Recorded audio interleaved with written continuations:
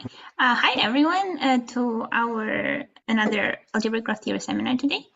And today Hermie Monterde is going to talk about vertex sedentariness. Hi everyone, good morning.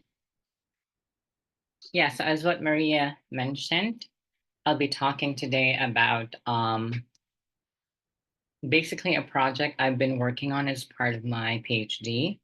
And this would be related to quantum walks, but in general, the concept is about vertex sedentariness. So I hope you all have your coffee there, okay? Because sedentariness, not sure if that would make us sleepy or what, but okay. So let me just build the theory for everyone. So we need this idea of a quantum spin network, and it's basically just a network of interacting qubits. Now, for us mathematicians, we don't really care what the qubits are, but for physicists, the qubits are basically placeholders for photons, or in general, they call it fermions or bosons. And those are the things that you want to basically assign a quantum state to and send them all over your network. So yeah, having said that, your quantum spin network can be modeled by a connected weighted undirected graph where your vertices and edges in the graph represent the qubits and their interactions in your network. And so this is what we want to do. So you have a graph and you want to assign a quantum state to a vertex, which is really just a qubit, right? And that will be represented by a standard basis vector, which is just EU, which is a vector with a 1 at the youth entry and zeros elsewhere. And then you want to know, how does that quantum state propagate across the graph? And oh dear, I don't want to mention the Schrodinger's equation, but we have to, because basically this is the one that dictates the evolution of the quantum state that you assign at vertex U. And that evolution is basically just, so if you have the quantum state at vertex U, which is EU, right? Then at any time t, okay, the quantum state of your graph will just be U of t times EU. And that changes, of course, at every time t. All right. And that leads us to a definition of a quantum walk. So we start here with the real symmetric matrix H, which is really just a Hamiltonian. Okay, and the property of this is that the UV entry of this matrix is 0. Okay, if and only if U and V are not adjacent in the graph. So this real symmetric H is connected to the quantum spin network that you started with, although it's defined combinatorially, right, with respect to the graph. All right, so what happens here now is that given this H, the Hamiltonian, we exponentiate the ITH, okay? And that matrix U of t determines what we call a continuous time quantum walk on the graph X, okay? So I here is just, the square is -1 and t is any real number. And if you expand the power series of using the exponential function, you get this rather scary infinite sum, which we don't really want to deal with, right? Okay. So just a few observations here. U of t, since H is symmetric, U of t is symmetric, right? Because every term here is symmetric. Furthermore, from matrix theory, basic matrix theory, right? We have that if H is Hermitian, I times H is Q Hermitian, right? And the exponential of that would be a unitary matrix. So the U of t is always unitary for any time t. And so the unitarity of U of t, okay, allows us to give this observation where if you take the inner product, okay, of a column with itself, let's say we take the inner product of column U with itself or row U with itself, we get this sum equal to 1, right? And notice here that these are each term here is square of the modulus of the uj entry. J runs from 1 to n. So, and we know that each quantity here is non-negative. They sum up to 1. And that's really very familiar, right? That's a probability distribution, right? So here we interpret the modulus squared of the UV entry of U of t as the probability that the quantum state you assign at vertex U is found at vertex via time t. All right, so that's what a quantum walk is. So typically here, we take the adjacency matrix as the Hamiltonian for our graph. But sometimes we also, sometimes we take the Laplacian matrix of the graph as well. In fact, from our definition, any real symmetric matrix should work. So I'm just putting it out there. So, okay, before we do a visualization here, why are quantum walks interesting, right? Like, why is there an explosion of research on quantum walks? Well, first, you could think of quantum walks basically as devices that produce algorithms that offer significant speed up compared to classical counterparts. And speed up, the speed up that we're talking about here is the algorithms for problems such as black box problems related to AI. You also have factorization of integers, like Shor's algorithm. And I've just read recently as well that one of the reasons why a lot of folks actually embrace quantum communication is that it is generally secure. Because whenever you have a hacker, for example, and they would try to observe a closed quantum system where the qubits are actually transiting within your network, then that would actually leave a trace because any measurement would collapse the quantum system. And so that would leave a trace that your quantum network has been hacked. And so that was a little bit new to me as someone who does research in quantum walks. Also, Chris, I'm not sure if Chris is already here, but Chris mentions a lot this null cloning theorem, which says that you cannot copy a quantum state. And so really what our interest is that we want, so since you cannot copy a quantum state, right, how do you actually, how would you send a quantum state from one place in your quantum network to another, right? And so that's really important because in order to build an operational quantum computer, you want accurate transmission of quantum states, right? Within your quantum circuit, for example, which is like the motherboard of your quantum computer. And so to do that, okay, we need this concept of high probability transfer within the network, right?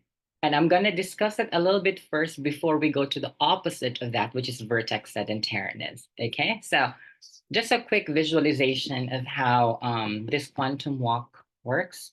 So let's say you have your qubits and they form, you could think of them, let's say, as a path and 3 vertices. You have 3 qubits and these are their interactions, the edges.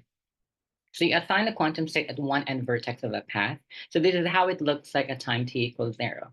And then that quantum state propagates across the graph over time. This is exactly how it would look like.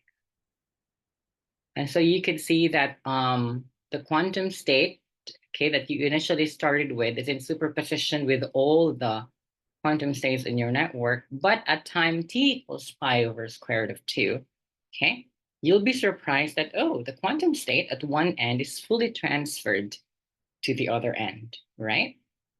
And double this time, you return to where you started. And this now motivates us to define what we call perfect state transfer.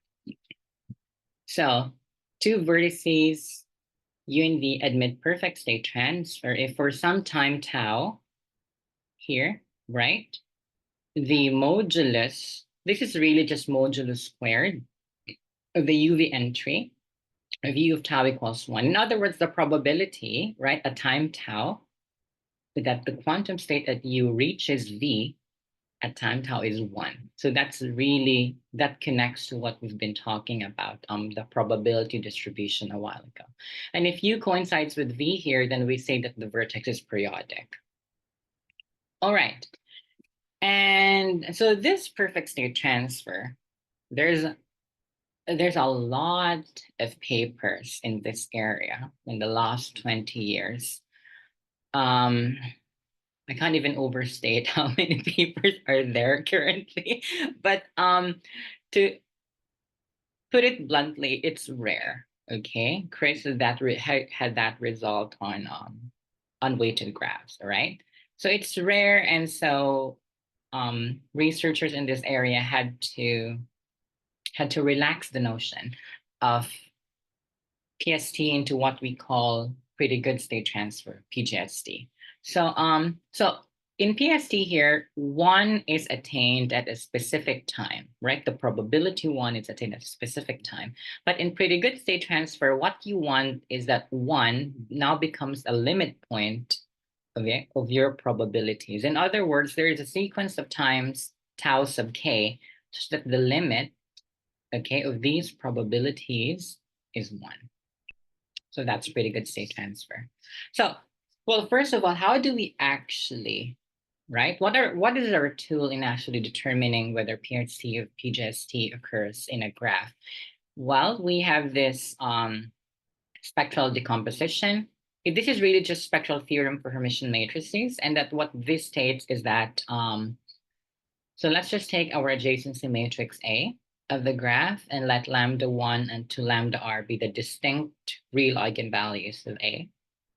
And to every lambda j here, we associate the orthogonal projection matrix, right, associated to the eigenspace of lambda j.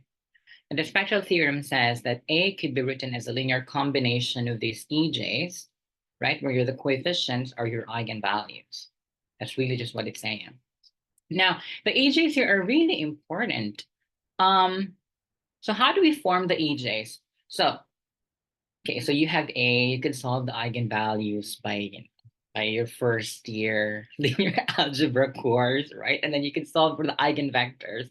And what you really just want is just pick any orthonormal basis for your eigenspace associated to lambda j, right?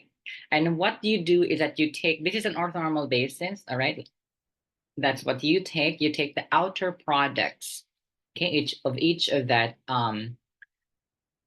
this should be WJ, sorry. So take the outer products of each of the vector here in your orthonormal basis, and that will form the EJ. Surprisingly, right, there is a gazillion of orthonormal bases you could take, but the EJs are unique. So EJ is unique for any orthonormal basis you take for the eigenspace lambda j. Now, they are real, symmetric, idempotent, pairwise multiplicatively orthogonal, and they sum to identity. Furthermore, okay, how does this relate to what we're talking about, right? We want the U of t, and how do we solve that? Well, the nice thing about this is that if you take any function of A, right? In particular, he would take an analytic function of A, right? Which is just exponential ITA. What really happens, that's your U of t, but what really happens is that if you know this spectral decomposition, the EJs are just preserved, and you basically just exponentiate your eigenvalues. And so the spectral decomposition, okay, once you get a hold of that, then you have knowledge about U of t. Okay, and we just have these definitions that are important for the rest of the talk. We have the eigenvalue support of vertex U, okay, denoted sigma U. This is just the set of all eigenvalues for which the projection towards EU is non-zero, okay? And two vertices, U and V, are strongly cospectral if the projections towards U and V are either equal or opposite in sign. And this should happen for each J. And we have here a relaxation of strong cospectrality, which is just cospectrality. So two vertices are cospectral if the diagonal entries, the U and V diagonal entries of EJ is just equal, sorry, this should be equal. The plus minus should disappear here. because these are positive semi-definite and the diagonal entry should be positive, sorry. So this should be the U and V diagonal entries are equal for each J. All right. So we've been talking about PST and PGST so far, so we'll get to sedentariness in a few, okay? So as we've mentioned, PST is rare, and actually for paths, right, which are the sparsest connected graphs you could imagine, P2 and P3 are the only ones that exhibit PST. But if you relax it to PGST, there's now actually an infinite family of graphs that would exhibit PGST. Good. So which means PGST is actually useful, right? Okay. But sure. How about, so if you actually read the papers of physicists, you encounter paths, you encounter rings, which are really cycles, and you encounter complete graphs, which they call all-to-all networks. So, but for complete graphs, it's a different story, actually.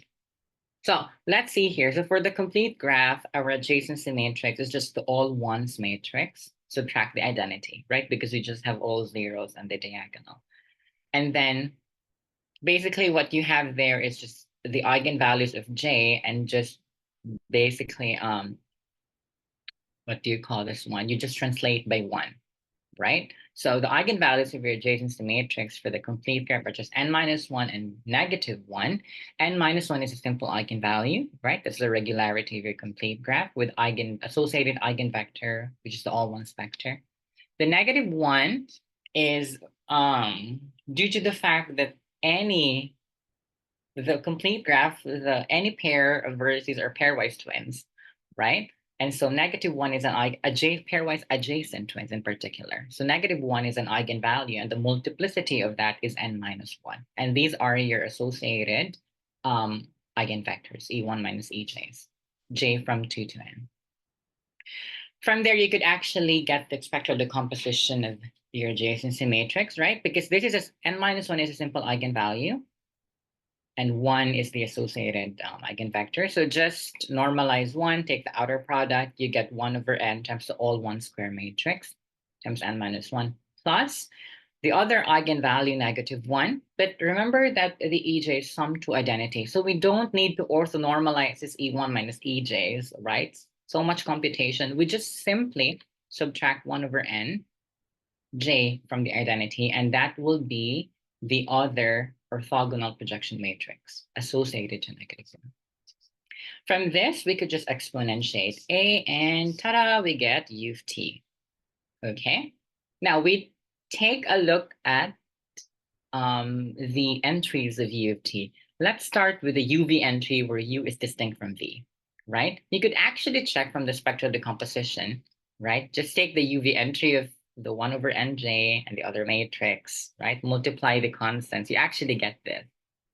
Now, in particular, the exponential of negative IT, which is in red there, okay? Let's try to factor that out from the expression, right? If you factor that out from the expression and we take the modulus, then we actually get this. Exponential IT n-1, absolute value times 1 over n. And this is maximum when this exponential is -1, right? In which case we just get 2 over n as an upper bound. Moral of the story, the probability is so low to transfer a quantum state at vertex U to vertex V in a complete graph, right? The probability is so low. But if we look at the probability, okay, if we look at the diagonal entries of your U of T, same argument here, then the probability is that the quantum state at vertex U goes back to vertex U is bounded below by 1 minus 2 over n. As you can see here, right, as n tends to infinity, this tends to 1.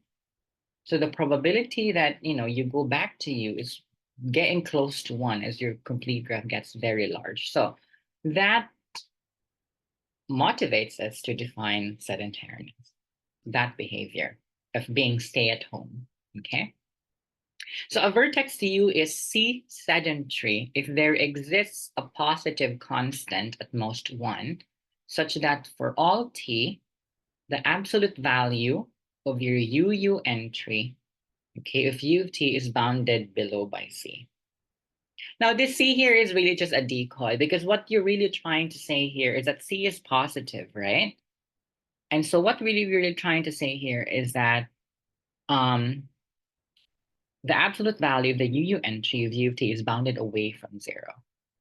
So that quantum state assigned at U tends to stay at vertex U.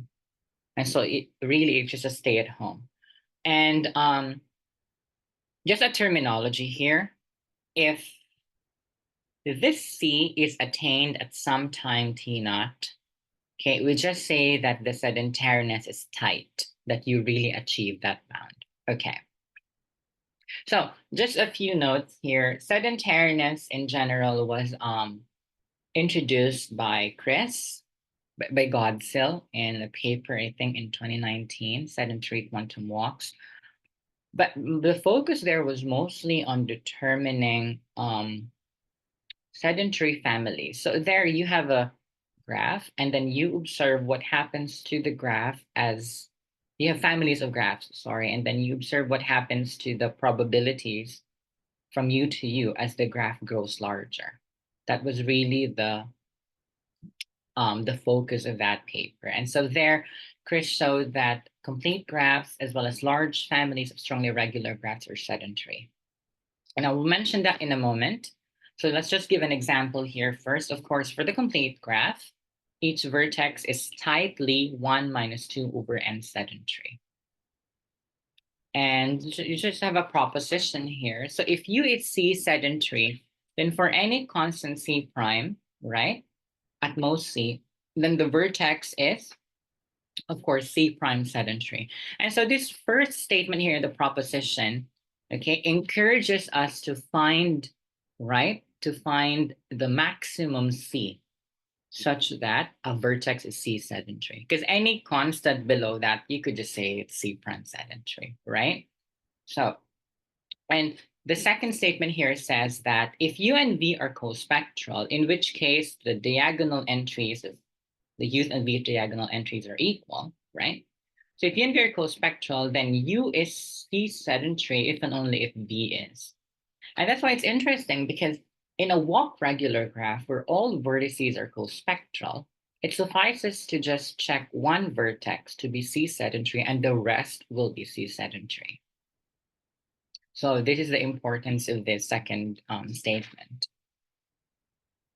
All right, and then another property, because these basically are two properties we presented here. Another property would be this. So a sedentary vertex cannot be involved in pretty good state transfer. And a vertex involved in pretty good state transfer cannot be sedentary.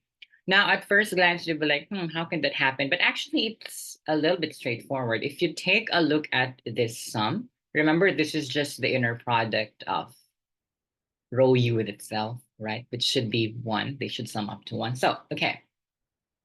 I separated these two entries because if we have a vertex that's sedentary, let's say U, then this is bounded away from 0, right? So if this is bounded away from 0, this cannot be sufficiently close to 1. And so it cannot be sedentary. Similarly, right, if there's PGST between U and V, then this gets very close to 1. And so this cannot be bounded away from 0. So it cannot be sedentary. And so we have this sort of mutual exclusiveness between sedentariness and PGST, which is a nice connection. However, I was thinking, right, so if they're mutually exclusive, is it possible for a vertex to be neither sedentary nor admitting PGST? And actually, yes. So the answer is yes to that question. I have 2 examples here. I won't bore you with the other one, but I'll just mention one. So for example, if you have the star K1n, right? If you take a look at the central vertex, which is the degree, the vertex having degree n, okay, then you could check that the UU entry at time pi over 2 root n is 0. So there's a time at which this is 0, so it cannot be sedentary, right? It's not bounded away from 0. However, U cannot be strongly cospectral with any other vertex, right? So it cannot exhibit PGST. So this is an example of a vertex that's neither involved in sedentariness nor PGST. And just the other example would be a bipartite double of your complete graph. So any two copies, right, of a vertex of Kn in your bipartite double, when Kn is odd, right? That's an example. Because in the first example, okay, in the first example, the central vertex is not involved in strong cospectrality. So of course, the next thing that we want to check is that are there strongly cospectral vertices that's neither involved in sedentariness nor PGST? And this is exactly what the second example is about. So in your bipartite double K2 direct product Kn for Hn, okay, so the copy of vertex U, which is just one U and then two U in the graph, okay, that's periodic, sedentary, and is involved in strong cospectrality. Of course, it doesn't exhibit PST because it's already sedentary. All right.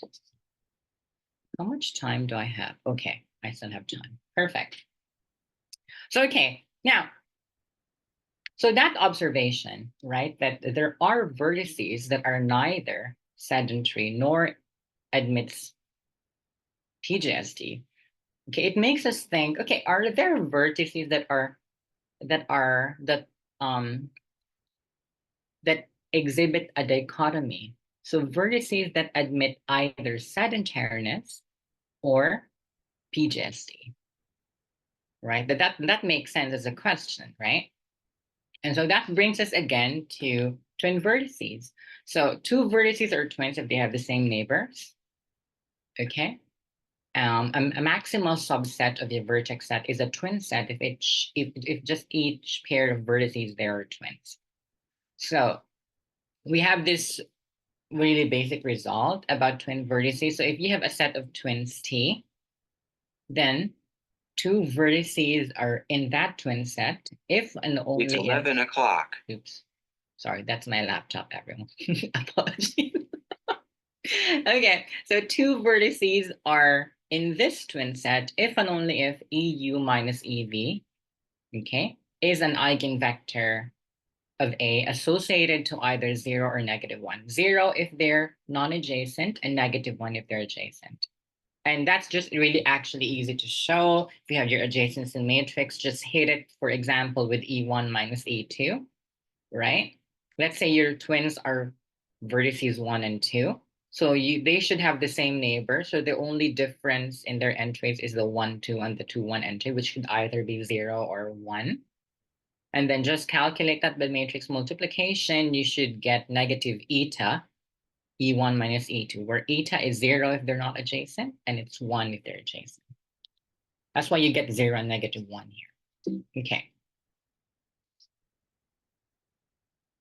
So in a paper with my supervisors, Steve and Sarah, I think Steve is in the audience. Hi, Steve. So if we have a twin set T and you take two vertices in there, okay, then you get this inequality. Okay, the absolute value of UU plus the absolute value of the UV entry, you sum that up, that should be bounded below by 1 for any time T. And so that was actually my eureka moment there when I realized that, okay, so if this was sedentary, right? So if this was sedentary, then this is bounded away from 0, right? But so this sum here cannot be very close to 1, and so you cannot have PGST. In the same manner, if you actually have PGST here, then this inequality will tell you that, sedentariness cannot be achieved. And so if a vertex U is not, so just a corollary to this corollary. So if you have a vertex that's not involved in strong cospectrality, then there's no PGST, right? Because we know strong cospectrality is a necessary condition for PGST. And so that vertex should be sedentary. And so there you go. That's the dichotomy that we've been talking about, which applies to twin vertices. And here we have this theorem. So basically, this is just a characterization of when is a twin set sedentary. But we already know that here, right? So if it's sedentary, then it's not involved in PGST. So we basically just uncover the cases where it does not give pretty good state transfer. So we have two cases here. Effectively, the case here is the two cases are that if a twin vertex is not involved in strong cospectrality, or it's involved in strong cospectrality. So if it's not involved in strong cospectrality, then we have these two conditions here in the first statement. Okay, and those two statements are equivalent to the absence of strong cospectrality, which automatically gives sedentariness. Here in the second statement, you get that U and V are strongly cospectral, right? But you have this number theoretic conditions from the characterization of pretty good state transfer, right? And this is basically just the negation of that. And that does not give you PGST.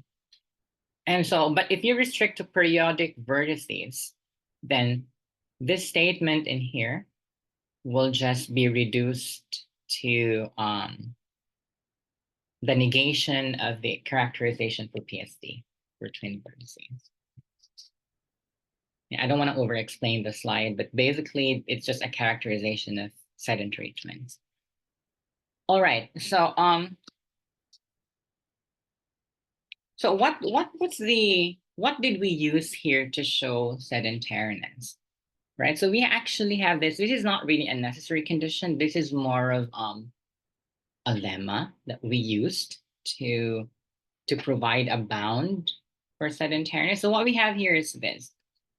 You have a vertex U of your graph, and this is the support, right? And what you want here is to choose a non-empty proper subset of your eigenvalue support, S, okay? And in that S there, you have the youth diagonal entries of your EJs. They should sum up to some A where that A is large enough. It's between 1/2 and 1, right? And from that, just triangle inequality your way into it. And you should be getting that this absolute value is bounded below by f of t, which is defined by this function for all t. Now let's make a few observations here. So if a is 1/2, right? This 1 minus a is 1/2, right? But what happens here? So this is actually a linear combination of roots of unity where the coefficients sum up to 1/2, right? Because this is 1/2, the a is 1/2. So if you have that absolute value minus 1/2, then the f of t is at most 0. So really, if a is 1/2, there's really nothing to be said here, right? It's a boring case. So you might be wondering, when do we actually produce a equals 1/2? For which subsets? So there are actually examples. So for example, if U is involved in strong cospectrality with some vertex V, right? Then you could take the S as the plus part or the minus part of your support, and that should produce a 1/2. So in this case, this is not very useful to provide a lower bound for this absolute value that's bounded away from 0. So which means that strongly cospectral vertices, it takes a little bit more work to show that they're sedentary. Okay. But using this lemma though, okay, if we want to establish sedentariness, it suffices to find a non-empty proper subset S as we've mentioned, right? Where the A is between 1/2 and 1, such that this f of t is bounded away from 0 for all t. Okay, and so we have, using this lemma, this lemma, we have this theorem that provides balance. Because we mentioned here, right, this is a characterization for sedentary twins. But then again, it's one thing to know if they're sedentary, but what are the bounds? Like you really want to know what is that C in the C sedentary, right? Okay. And that's exactly what this theorem is about. So let's just start with a set of twins T, and let's fix an element there. So we already know that EU minus EV for each V in this set, they are eigenvectors, right? And suppose I call that set after orthonormalizing that set, right? I call that B1. And then of course, we don't really know if there are other eigenvalues associated to theta, which is 0 or -1, right? So if there are other eigenvectors, right, and you orthonormalize them as well, you just collect them and just name them B2. Now, let's define a matrix F, which is just the outer products of your elements in B2, right? And that F is absent if B2 is empty. Okay, then we have this lower bound for every vertex U in your twin set. Okay, it should be bounded above by 1 minus 2 over the size of your twin set, plus twice the youth entry of this matrix. This is actually an improvement to one of my previous results that I've published like a year ago. And so just a sketch of the proof here. Let's say the size of your twin set is M, and let's denote the zero matrix, square zero matrix, K by K as 0K. So our assumption here, right? Your orthonormal basis for the eigenspace associated to theta is B, which is just a disjoint union of B1, B2. That allows us to actually write our orthogonal projection matrix associated to theta as a sum of two matrices. The F here corresponds to this B2, which we defined here. But this, if you really look at this, isn't this just sort of a direct sum of the zero matrix and the orthogonal projection matrix, like associated to the complete graph, right? It looks like that. And that's kind of related to the fact that if you have twin vertices, right, the induced subgraph of that is either complete or empty. It's kind of related to that. So just take S in the previous lemma as theta. So S here is just a single element, and your A is just the youth diagonal entry of your E theta. Then you could see here, okay, from this matrix, you could determine exactly what this youth entry is, right? And then, which is at least 1/2, because your M here, okay, your M here is at least 2, right? Could be 3, 4, 5. So if you make this difference, it's at least 1/2, and you're not sure whether F is there or if it's absent. So you know at least that's 1/2. Then you could now bound this using the previous lemma as this difference, because you only have one element here. And you basically just, the absolute value of this root of unity is just 1. So this is basically just becomes 2a minus 1, from which we get this lower bound here. And this lower bound is actually sharp. We didn't mention in the theorem, but we have a characterization of when that is attained. Okay, so as a corollary to this, take note that if the size of your twin set is at least 3, then this will be 1 minus 2/3, right? Which is 1/3 plus twice this matrix. So you know that it's always sedentary if the size of your twin set is 3. But if your size of twin set is 2, right? And you have this condition here, which is really just equivalent to the lack or absence of strong cospectrality, right? So what happens in this expression is that if this size is 2, 1 minus, this becomes 1 minus 1, right? So this just becomes 2 times the youth diagonal entry of F, which is non-negative. Sorry, which is actually positive because of this extra condition that you imposed here. Now, if you recall, these two conditions are exactly the conditions where you don't get strong cospectrality between your twin vertices, right? So we currently do not have bounds for sedentary twins that admit strong cospectrality. Because what happens here is this. If you have twins that admit strong cospectrality, this youth entry is 0, and this is 2. So really, this gives you the trivial bound 0 here, which really doesn't say anything. But of course, right, the first question that we ask is, okay, do twin vertices that exhibit strong cospectrality Can they be sedentary, or are they automatically, do they automatically admit pretty good state transfer? There are cases for which we were able to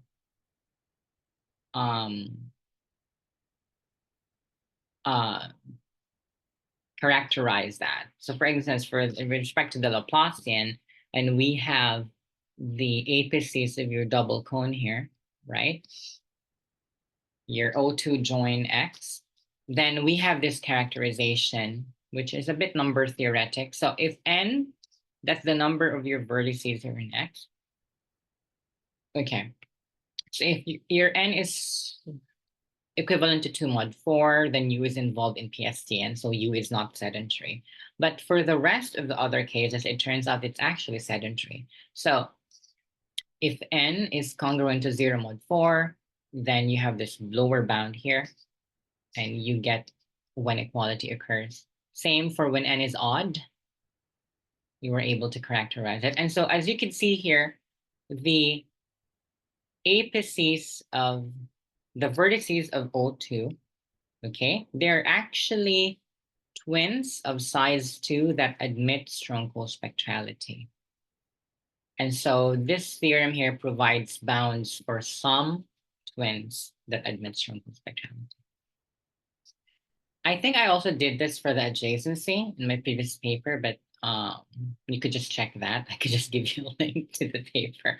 But that theorem here allowed us to fully characterize quantum state transfer between vertices of complete multipartite graphs. I don't want to bore you with this theorem, but basically this is a characterization of that. And I was also able to establish a complete characterization of quantum state transfer in threshold graphs, and I did not include that slide here. Nonetheless, if you could see for the complete multipartite graphs here, if the number of vertices of your complete multipartite graph is not equivalent to 0, or if it's 0 mod 4, and no partite set has size 2, then each vertex in X is sedentary.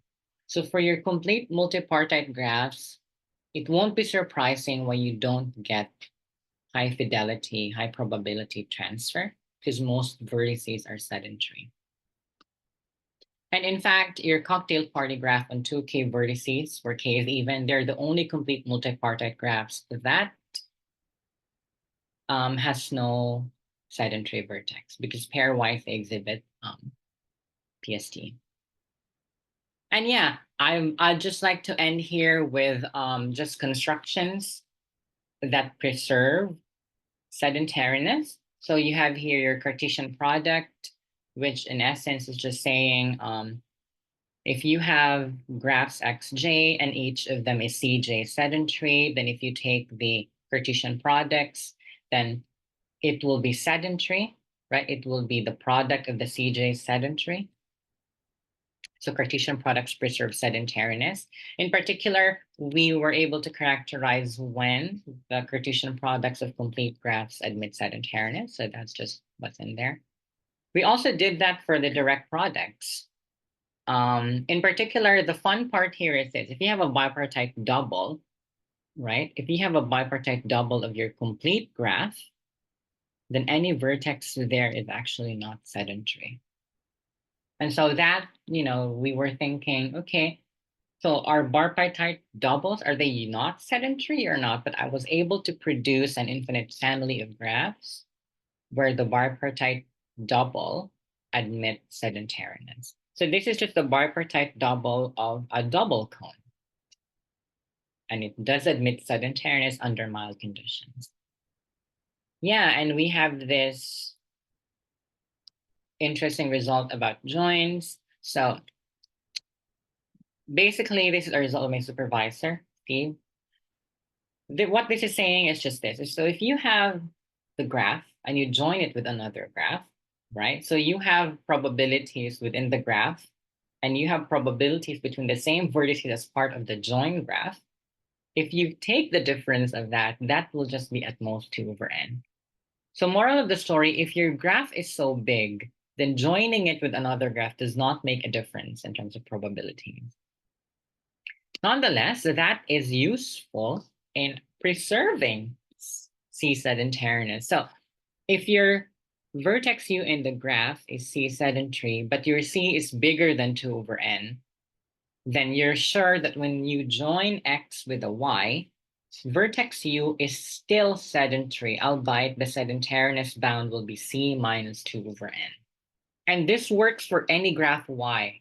So any graph Y you join, it will still be sedentary. And I found examples where if you break the condition that C is greater than 2 over n, this will not hold, but it's possible that for infinitely many graphs Y, you still get this sedentary.